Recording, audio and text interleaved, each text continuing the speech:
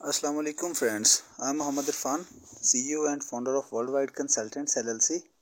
I'm a PhD scholar in economics and today we are going to discuss about the Canada study visa in this training session. तो आज का जो हमारा training session है ये हमारे उन न्यू कमर्स जो टीम मेंबर्स हमारे जो न्यूली ज्वाइन किए हैं उनके लिए है, क्योंकि बार बार वो चीज़ों को पूछ रहे होते हैं तो फिर डेफिनेटली टाइम की शॉर्टेज की वजह से समटाइम मैं रिप्लाई नहीं कर पाता। तो आपको ये चीज़ें सारी पहले से मालूम होनी चाहिए इससे पहले कि कोई भी क्लाइंट जो है वो आपको अप्रोच करे।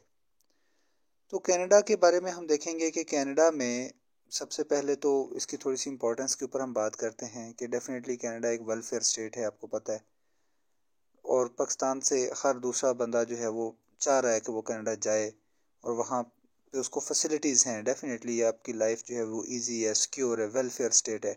यानी कि आपके पास जॉब नहीं है तो वो आपको अनएम्प्लॉयमेंट अलाउंस देते हैं, बूढ़े हैं तो बुढ़ापे का अलाउंस मिलता है, बच्चा हो जाता है तो बच्चों के अलाउंस मिलते हैं। तो इन शॉर्ट हर लिहाज से आपकी लाइफ जो है वो पीसफुल है, सिक्योर है और एक बहुत ही अच्छी डेस्टिनेशन है। ख़ास तौर पर हमारे जो लोग हैं, कुछ लोगों की तो ये ड्रीम डेस्टिनेशन भी है कि वो कनाडा जाएं, वहाँ स्टडी करें, जॉब करें या कोई अपना बिजनेस करें। तो आज हम ये देखेंगे कि जो कनाडा है उसमें कौन कौन सी यूनिवर्सिटीज़ हैं जो हमारे पैनल के ऊपर हैं, जिनमें हम स्टूडेंट्स का एडमिशन कर सकते हैं और उसके लिए एडमिशन की प्री रिक्वायरमेंट्स क्या हैं। ठीक है, सबसे पहली बात आपसे जो मेन क्वेश्चन स्टूडेंट्स करेंगे, पूछेंगे कि सर हमारा मिनिमम रिक्वायरमेंट क्या है अप्लाई करने की। मिनिमम एफए चाहिए, आईएलटीएस 6.5 बैंड चाहिए होगा, ठीक है, और प्लस बैंक स्टेटमेंट मीन के जिस कोर्स के लिए वो जा रहे हैं उसके लिए सफिशेंट फंड्स, लाइक अगर आप उसका 1 साल का 2 साल का जितनी देर का प्रोग्राम है उतने के लिए उसकी जो फीसिस हैं, जो उसके लिविंग एक्सपेंस हैं, कम से कम उतने पैसे जो है वो उनके अकाउंट में मौजूद होने चाहिए। और साथ उसके जितने भी एजुकेशनल ट्रांसक्रिप्ट्स हैं वो अवेलेबल हों। ठीक है, मैट्रिक, इंटर, ग्रेजुएशन, मास्टर्स, जिस प्रोग्राम में भी उसने जाना है वो सारे उसके पास होने चाहिए, तो आप उसको एंटरटेन कर सकते हैं। अच्छा, अब आती है बारी के जो कनाडा में फुली फंडेड स्कॉलरशिप्स भी आई हुई हैं, उसमें बैचलर, मास्टर्स और पीएचडी के प्रोग्राम्स अवेलेबल हैं। अगर उनमें से कोई शख्स जाना चाहता है, स्कॉलरशिप अप्लाई करना चाहता है, तो मैं ये वीडियो के नीचे उसका लिंक भी डिस्क्रिप्शन में दे दूँगा।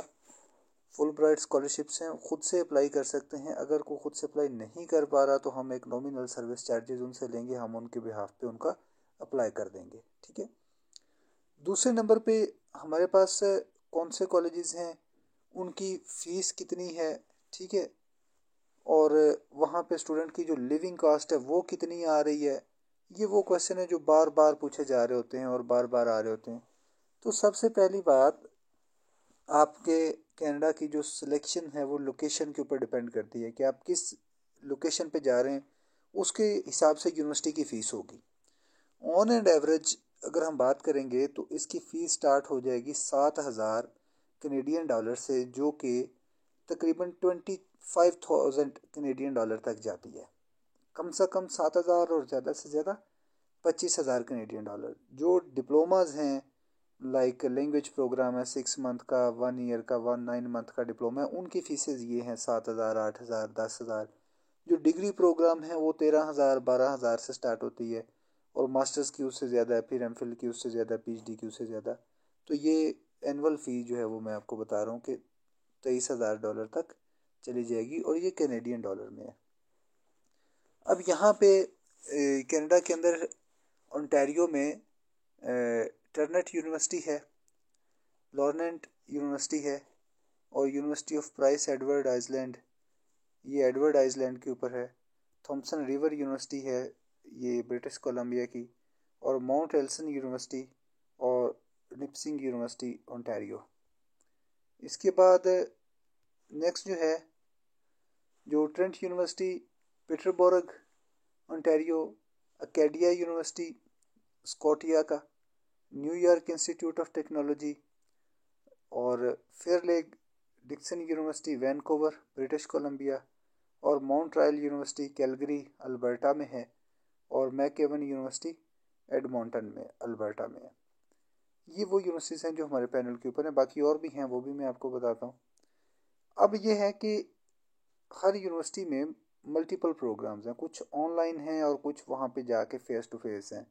हमारे लोग तो डेफिनेटली फ़ेस टू फेस जाके ही पढ़ने में इंटरेस्टेड हैं, क्योंकि ये तो कनाडा पहुँचना चाहते हैं। ऑनलाइन पे तो ये नहीं अप्लाई करना चाहेंगे।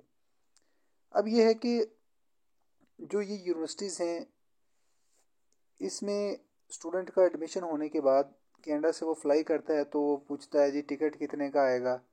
पाकिस्तान से राइट नो टिकट 4.25 लाख रुपए का आ रहा है, ठीक है। डायरेक्ट फ़्लाइट जाती है PIA की, लाहौर से भी और कराची से भी। इसके बाद दूसरे नंबर पे ये है कि वो कितने में होगा, क्या उसको बोलते हैं, वहाँ पे रेजिडेंस का क्या ख़र्चा आएगा। तो रेजिडेंस वहाँ पे यूनिवर्सिटी के हॉस्टल्स भी होते हैं, लेकिन मोस्ट ऑफ़ द टाइम लोग जो वो अपने फ्लैट्स में रहते हैं। तो उसमें ये है कि जैसे कम्युनिटी के लोग हैं, लाइक पाकिस्तानी हैं, इंडियन हैं, वो सारे मिल के अलग एक फ़्लैट ले लेते हैं, तो ये शेयरिंग पे स्टूडेंट में आ जाता है। तो अबाउट 150 टू 200 US या कैनेडियन डॉलर आप कह लें कि उनका पर मंथ जो है वो रेजिडेंस का ख़र्चा आ जाएगा। इसके अलावा जो ग्रॉसरी का है, आलमोस्ट इतना ही पर मंथ इनकी ग्रॉसरी का है। फिर स्टूडेंट को वहाँ पे जॉब अलाउ है, 20 आवर्स जो है वो जॉब कर सकता है पर वीक, ठीक है। और इसके लिए जो कनाडा का मिनिमम वेज रेट है उसके अकॉर्डिंग उसको पे की जाएगी। इसके अलावा बच्चे जो है वो कुछ कैश के ऊपर भी काम करते हैं, इनकी ओवर टाइम ज़्यादा काम भी करते हैं। ये थे वो बेसिक क्वेश्चंस जो कि बार बार पूछे जा रहे थे कि जी कौन से प्रोग्राम होंगे। अब अगर हम प्रोग्राम की बात करते हैं तो A to Z सारे प्रोग्राम्स इन तमाम यूनिवर्सिटीज़ में अवेलेबल हैं। IT में जाना चाहता है, साइंसेज में जाना चाहता है, मेडिकल में जाना चाहता है, बिजनेस एडमिनिस्ट्रेशन में जाने के लिए तैयार है, इंजीनियरिंग में जाना चाह रहा है, नर्सिंग में जाना चाह रहा है, या जो स्किल्स डेवलपमेंट के प्रोग्राम्स हैं, डिप्लोमाज हैं, उनमें जाने के लिए रेडी है। तो बच्चा जिस भी प्रोग्राम में जाना चाह रहा है, जो ऑलरेडी उसकी क्वालिफिकेशन है, लाइक मैट्रिक, इंटर या O लेवल, A लेवल, जिन सब्जेक्ट्स में उसने किया हुआ है, और ऑनवर्ड वो जिन जिन में जाना चाह रहा है, ये तमाम जो है वो उसके ऊपर अवेलेबल हैं, इन पे वो जा सकते हैं। इसके बाद ओंटारियो में जो है वो सैनिको कॉलेज है। मसलन जो बच्चे कम फीस वाले हैं उनको हम कॉलेज में रेफ़र कर देते हैं।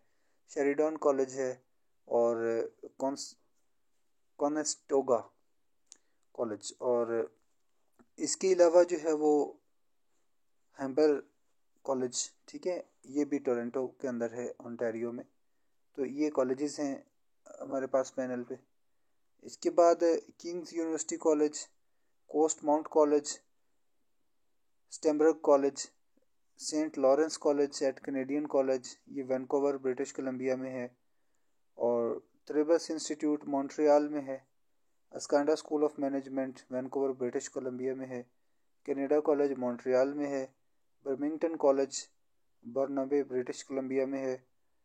और इसके अलावा कोस्ट माउंट कॉलेज प्रिंस, ये भी ब्रिटिश कोलंबिया में है। अच्छा, ये इसके बाद लेकलैंड कॉलेज है, सॉल्ट कॉलेज है, इकोल नेशन वाइड कॉलेज है, ये क्यूबेक में है। और इसके बाद अल्बर्टा में Lakeland college, Sault college Ontario, and Loyalist college Ontario, and New Brunswick community college New Brunswick में। इसके बाद बो वैली कॉलेज अल्बर्टा, और इसके बाद मोहाक कॉलेज, ये ओंटारियो में है। Dolex college, Mohawk college, Southern Alberta Georgian college, और Douglas college New Westminster British Columbia. ये कनाडा की इन लोकेशंस के ऊपर ये वाले कॉलेजेस जो है वो हमारे पास पैनल में मौजूद हैं। इसके बाद CDI कॉलेज मॉन्ट्रियल, ये क्यूबेक में है। उसके बाद ब्रिस्का कॉलेज ओंटारियो में है। Herzing college Montreal east Scott street Leonard में क्यूबेक में है। अलेक्जेंडर कॉलेज बर्नाबे है। Grenadian University Moncton New Brunswick में है। और पार्कलैंड कॉलेज यॉर्कटन स्कॉचवान में है। तो स्कॉचवान का पिछले दिनों वो भी आया हुआ था, अभी भी कंटिन्यू है इसकी इमिग्रेशन प्रोग्राम भी। अच्छा, इसके बाद अगर हम बात करते हैं कि हमारे पास और नॉर्थ आइलैंड ब्रिटिश कोलंबिया के बाद अल्बर्टा में भी आ गए कॉलेज, ब्रिटिश कोलंबिया के भी आगे हैं, और ओंटारियो के भी हैं।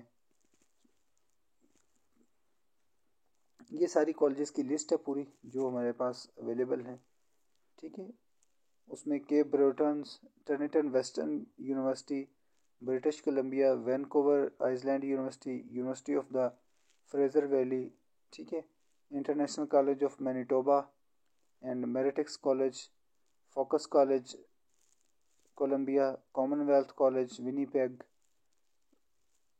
Ration University international, Milestone college, और ये academy of applied pharmaceutical sciences, North York Ontario. और ये सारे वो यूनिवर्सिटीज़ हैं, ये तमाम वो कॉलेजेस की लिस्ट है जो कि मैं इधर वीडियो में आपको डिस्प्ले कर रहा हूँ। सो कैनेडियन बिजनेस कॉलेज में अगर कोई बिज़नेस के स्टूडेंट्स हैं तो वो इधर जाएंगे। यूनिवर्सिटी ऑफ वाटरलू ये भी ओंटारियो में है। यूनिवर्सिटी ऑफ अटवा ये भी ओंटारियो में है। University of Manitoba, University of Windsor, University of Guelph, ठीक है। तो ये तमाम कॉलेजेस और यूनिवर्सिटीज़ जो हैं ये सारी की सारी अपने साथ कांटेक्ट में हैं। तो अगर इनमें से कोई भी बच्चा किसी भी प्रोग्राम में जाना चाह रहा है, आइलेट्स के साथ मस्ट है 6.5। अगर उसका आइलेट्स नहीं किया हुआ तो उसको सजेस्ट करें कि आइलेट्स कर लो, तुम्हारा 6 माह टाइम भी बच जाएगा, तुम्हारे पैसे भी कम हो जाएंगे, स्कॉलरशिप भी मिल जाएगी कुछ।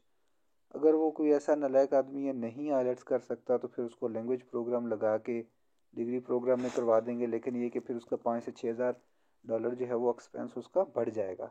ये चीज़ आप उसको पहले बता दें। दूसरे नंबर पर ये है कि कुछ ऐसे भी क्लाइंट आ जाते हैं जो ख़ास तौर पर ये मंडी के होते हैं, भाई जी कोई कनेडा का वीज़ा ला दो हैं। तो one thing is very clear, we are a consultant not agent. हमारा कोई लाला मूसा में प्रिंटिंग प्लांट नहीं है जिसपे हमने इनको जो है वो स्टिकर प्रिंट लगा के दे देना है कनाडा का और चले जाएं। अगर ये सिचुएशन हो तो कोई भी पाकिस्तान में ना मिले, सारे इधर पहुंच जाएं। हमारा काम है उसको असिस्ट करना, उसकी डॉक्यूमेंटेशन तैयार करना, उसका एडमिशन करवा के देना। हम उसका एडमिशन करवा के देंगे अल्हम्दुलिल्लाह, ठीक है। एडमिशन ऑफर लेटर उसको लेके देंगे, देन उसका केस अप्लाई करके एम्बेसी में भेज देंगे। वीज़ा देना ना देना वो फाइनल डिसीजन जो है वो एम्बेसी का है, ठीक है। अगर उसने ऐसे ही यूनिवर्सिटी में एडमिशन लिया जिसकी फ़ीस एडवांस गई है तो वो फ़ीस उसी के अकाउंट में रिफ़ंड होगी। अगर किसी ऐसी में लिया जिसकी फ़ी आफ्टर वीज़ा थी तो वो आफ्टर वीज़ा है, ठीक है। और जो भी इदारे में जा रहा है उसकी जो भी एप्लीकेशन प्रोसेसिंग फ़ीस होगी वो स्टूडेंट को पे करना पड़ेगी, और देन ही उसका केस जो है वो प्रोसेसिंग के लिए उठाया जाएगा। वो जो कहते हैं जी बिल्कुल जी डन बेस पे करें जी, हमारी फ़ीसें भी आप जेब से दें और सारा कुछ आप करें और फिर वीज़ा लगेगा तो हम आपको देंगे, तो ऐसा कुछ नहीं है। डन बेस कोई किसी की ज़ाती एम्बेसी नहीं है जिससे उन्होंने आपको वीज़ा लगा के दे देना है। हमने उसको असिस्ट करना है प्रॉपर चैनल से, A to Z सारा प्रोसेस जो है वो उसके सामने होगा। और मैक्सिमम कनाडा की जो है वो स्टूडेंट वीज़ा रेशो है। अभी